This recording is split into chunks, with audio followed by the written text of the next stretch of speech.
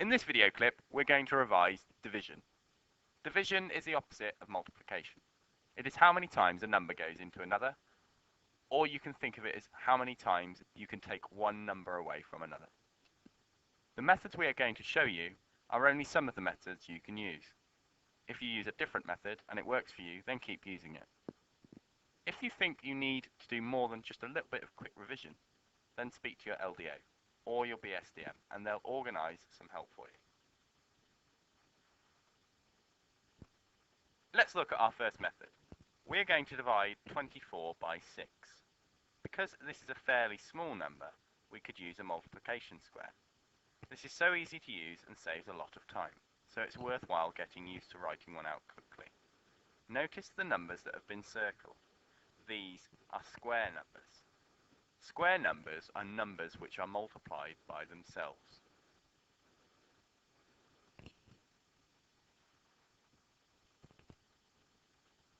Square numbers are in red, and prime numbers will be in blue. Prime numbers can only be divided by themselves, or the number 1. For example, 3 can only be divided by 1 or itself, whereas 6 can be divided by 1, 2, 3 or itself. This information can help us when dividing and multiplying.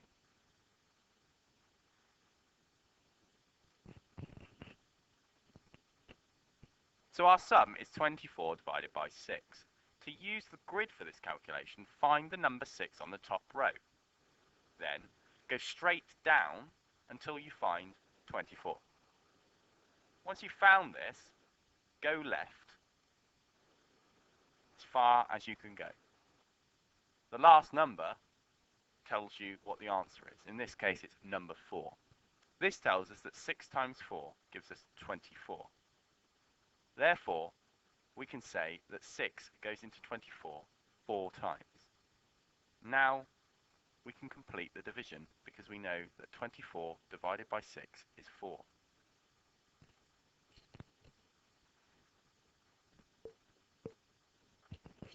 Let's try another one. 56 divided by 8. Using my multiplication square, I find 8 at the top and go straight down until we find 56. Now, I go straight across to the left as far as I can go, and I found the number 7. We now know that 8 goes into 56 7 times. We can now complete the sum because we know that 8 goes into 56 7 times, therefore 56 divided by 8 equals 7. When a number is too large to use the multiplication square, we need to use a method to break down the numbers. The method we are going to look at now is referred to as the traditional method. You will probably have used this before. We're going to divide 48 by 2 using this method. Let's see if we can remember how to arrange the sum. 48 divided by 2. First, we must divide the tens column by 2. 2 goes into 4 twice, so write a 2 above the 4. Now we have to divide the units column by 2. 2 goes into 8 4 times. Write this up above the 8. Our answer is 24.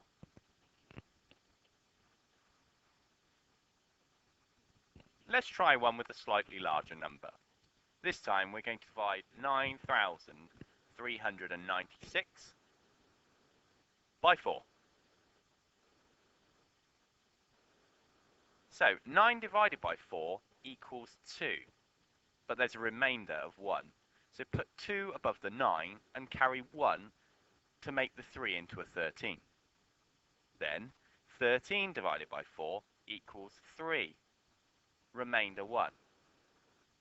Put 3 above the 3, carry 1 to make the 9 into 19. Then 19 divided by 4 equals 4 with a remainder of 3. Put the 4 above the 9, carry the 3 to make the 6 into 36. Now, 36 divided by 4, this equals 9. Finally, put the 9 above the 6. The answer for 9,396 divided by 4 is 2,000 349.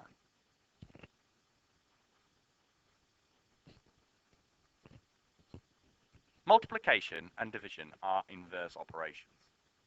You can check the result of a multiplication by dividing. If the result of a division is exact, you can check it on it by multiplying. Let's check this out. We've found that 45 divided by 9 equals 5. To check this out, we work out 5 times 9 equals 45.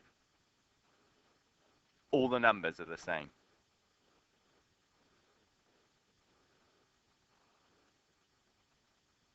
There is one more thing we need to look at in this clip. Dividing by 10 and 100. Dividing by 10 and 100 is really useful when working with large numbers. You need to think about place value when you're doing this. Think back to when you learned about hundreds, tens, and units. When you divide by 10, you move the numbers one column to the right.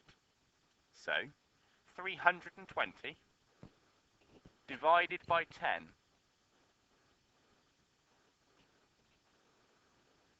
equals 32.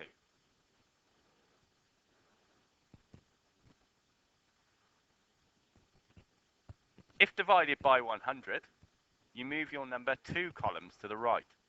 This is the same as divided by 10 and then 10 again. So, 1,700 divided by 100 equals 17.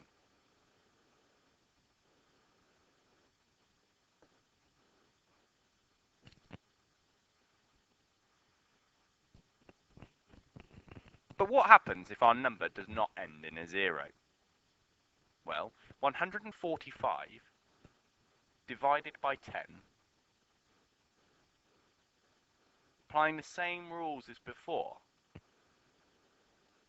means that we can't fit all of the figures in. Therefore, we'll have to put one on the outside of the grid. So we'll put 14 in place, but 5 will be on the outside. Now what I want you to imagine is on the right-hand edge of the units box, that's where the decimal point is. Therefore, it's 14.5.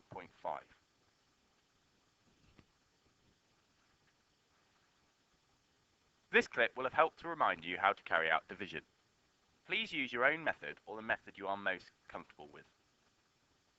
Now you must complete your workbook to help reinforce what you have learned. Remember, you can view this clip as many times as you need to.